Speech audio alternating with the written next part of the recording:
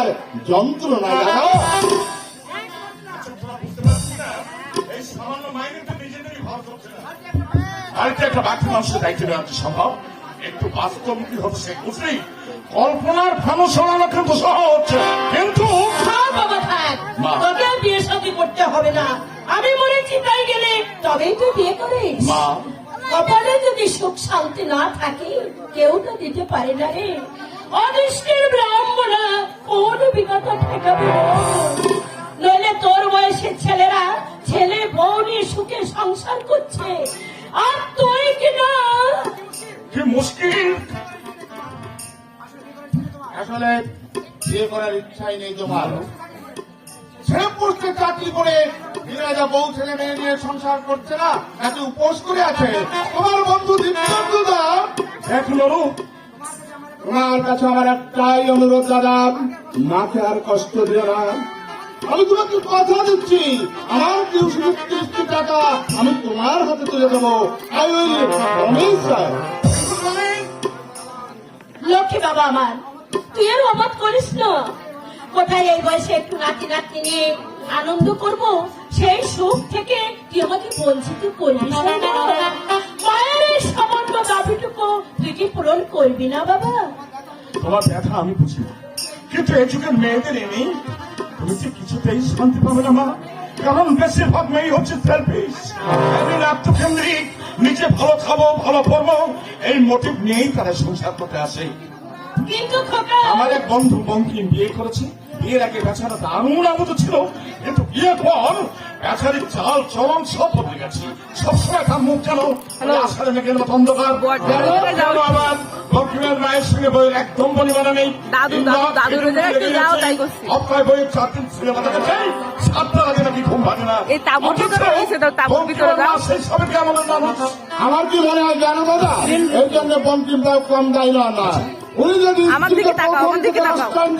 পরিস্থিতি তাবুর ভিতরে যাও। তুমিও যদি বিয়ে করে বউকে মাথায় তুলিয়ে রাখো। একটা কথা তুই মনে রাখিস নরুষ, গাঙ্গুলি মানুষ জানোয়ার নয়। খোকা, আমার বউ অশ্রদ্ধা করবে, সে বউ ফিরিয়ে আছে। ঘর করতে মা আমি করবো না। ভগবানের অসীম করুণায় আমি সংসারে এলাম, যাদের অকৃপণ স্নেহ মমতায় আমি বড় হয়ে উঠলাম। এই মাকে যে কষ্ট দেবে তাকে নিয়ে আর যে ঘর করুক আমি করবো না। বাবু, বাবু, একটা কথা বলে, আমার সাথে ছুটি দিতে হবে, ঘরকে যাবো। হঠাৎ তো যাবার ভাই উঠলো কেন রে ভুবন? এই তো 2 মাস আগে দেশ থেকে ঘুরে আনি। এই এখন যদি চলবে কি করে? কাঠা তো শুধুমাত্র জমি, তাও যদি পড়ে থাকে আমাদের চলবে কি করে? আরে দেশে তো তোর বাবা মা নেই, আর তাছাড়া বিয়েও করসনি, কি করতে যাবি দেশে? বলবো বাবু, হ্যাঁ। বলবো। বল।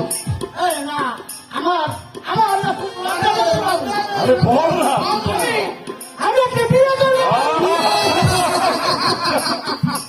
এই নরুব শুনছিস? বিয়ে করবি, এই বিয়ে করে বউকে খেতে দিতে পারবি, করিস তো জন্মজুরি। কেন ভাই বললেন? আমি কাম করবো, আমার বউ ভাই কাম করবে। বলবে কাজ উঠবে, না চললে তখন দেখা যাবে। শোনো শোনো, ভুবন কি বলছো শোনো দাদা। কাল সকালে আমি চলে যাবো, 10টা টাকা আমাকে বেশি দেবে, তারপরে শুনে দেবো, তারপরে শুনে দেবো। সেসব মনোবৃত্তি 3 টাকা রোজ মজুরি পায়, অথচ ভুবন যদি 3 টাকা মজুরি পেয়ে ও যদি বিয়ে করতে পারে, আর তুই মাসে 300 টাকা পেয়ে তুই কি বউকে খাওয়াতে পারতে পারবি না? তুই কি ওই ভুবনের চেয়ে? প্রশ্ন নয় মা, আমি ভাবছি শোনো মা, বউ এসে যদি তোমাদের আশ্রয়তা করে তাহলে অশান্তি আরো বাড়বে। সে আমার ভাগ্য রে বাবা, তার জন্য আমি কোনোদিন কারোর কাছে কোনো অভিযোগ করব না। বউ যদি আমার কথা নাই শোনে, আমি ভাববো আমার আদেশের দোষ। সন্তানের সুখে তো মা বাবার সুখে, ছেলে মেয়ের শান্তিতে তো মা বাবার শান্তি। এর বেশি আমার আর কোনো বাসনা নেই রে খোকা, আমার আর কোনো বাসনা নেই। তুই আর অবাক করিস না রে বাবা, তুই আর অবাক করিস না। এই মাসের মধ্যে আমি তোর নিশ্চয়ই বিয়ে দেবো রে খোকা, আমি তোর মা। নিশ্চয়ই বিয়ে দেবো। নরম মাকে তুই বুঝিয়ে বল। দেখ নরু, সুখে দুঃখে আমাদের দিন কিন্তু বেশ ভালো কেটে যাচ্ছে। পরের মেয়ে ঘরে এসে ঝামেলা বাঁধাবে, তোদেরকে আমার কাছে পর করবে। চন্দ্রমা বিয়ে দিতে অনেক টাকা ধার দেনা হতে হচ্ছে। দাদা ওরে নরু, এই যুগের মেয়েদের হৃদয় বলে কোনো বস্তু নেই রে। শেষে কিন্তু তোরা আমাকে দুষবি। তো শোন, মাকে একটু বুঝিয়ে বল, মাকে একটু বুঝিয়ে বল।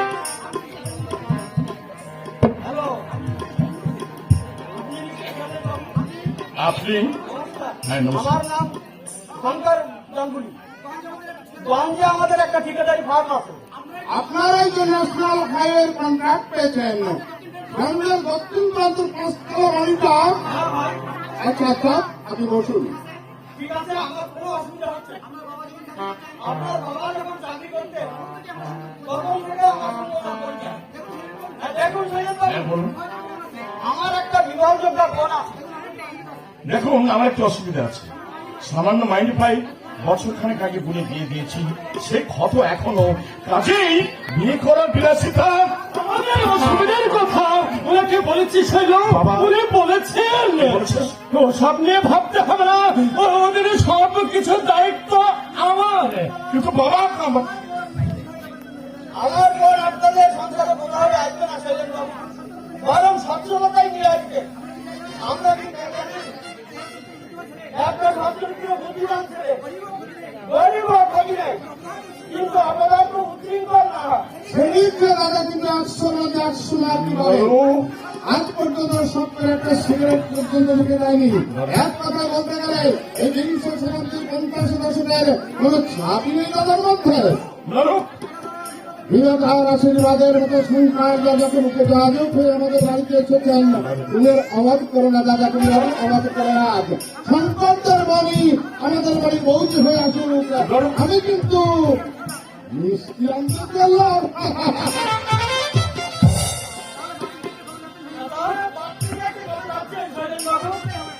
বাবা দেখলেই হবে। আমি দেখে এসেছি শৈল, লোককে প্রতিবার মতো মেয়ে বিয়ে করছি, অথচ এমন নয়। ভক্তরা সবাই কি বলবো তোকে, আমার পায়ে হাত দিয়ে প্রণাম করলো সুরমা। তাহলে হ্যাঁ বাবা, আপনি আমার খুবই পছন্দ হয়েছে। বাবা, ওই মেয়ে এই সংসারে এলে এই সংসারের ছেড়ে বদলে যাবে, আমি হঠাৎ করে বলতে পারি শৈল। তুই শঙ্কর বাবুকে নিয়ে আয়, আমি পাশের বাড়ি থেকে পানি টানিয়ে আসি বাবা, পানি টানিয়ে আসি। ভাবছি আমার অবস্থায় কম খিলে কত না হয়। দেখুন, মা বাবাকে আমি দেবতার মতো শ্রদ্ধা করি। আশা করি আপনার বোনকে আপনি এই কথাগুলো বুঝিয়ে বলবেন। দেখুন, আমাকে আশীর্বাদ করুন, তাতে কোনো ক্ষতি নেই, কিন্তু আমার বাবা মাকে সেদিন যে আপনি নিশ্চিন্ত থাকুন, যে মানসিকতায় গুরুজনদের অবস্থা করতে শেখে এমন শিক্ষা আমি সুরমাকে দেয়নি। আসুন, বাবা বলে আমাদের জন্য অপেক্ষা করছি। কথা কি জানেন, বোনের বিয়ে দিতে অনেক টাকা ধার দেনা করতে হয়েছে। আর তাছাড়া বাবা রিটায়ার করে যা পেয়েছিলেন। আপনার অসুবিধা আমি বুঝতে পারছি, কেরানিগিরি করে সংসার প্রতিপালন করা খুবই কঠিন। আপনাকে আমি কন্ট্রাক্টরি কাজে নামিয়ে দেবো, আপনার কোনো অভাব থাকবে না।